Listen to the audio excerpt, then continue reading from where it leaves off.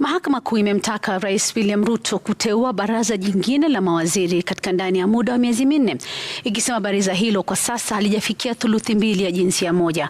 Baraza hilo la mawaziri lina wanawake 7 kati ya 25, hii ikiwa kinyume na sheria. Emmanuel To anatuarifu zaidi.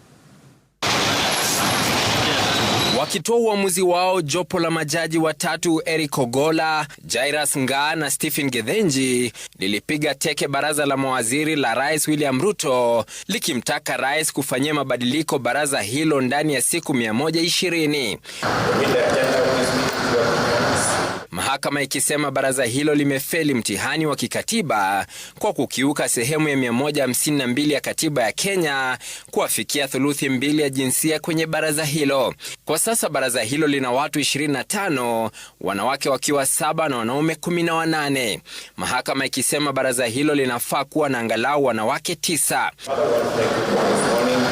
Wanawake hao 7 ni wakiwemo Soipan Tuya wa ulinzi, Alice Wahome wa ardhi, Rebecca Miano wa utalii, waziri wa mazingira Debra Mulongo, Hana Wendot wa jinsia, Beatrice Askulu wa Afrika Mashariki na katibu wa baraza hilo Masi Wanjau. Cabinet Secretary for National Treasury and Economic Planning.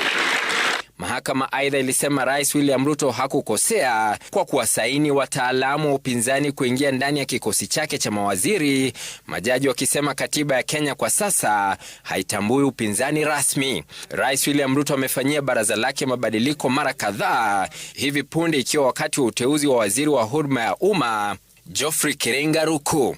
Emmanuel To, runinga ya Citizen, Nairobi.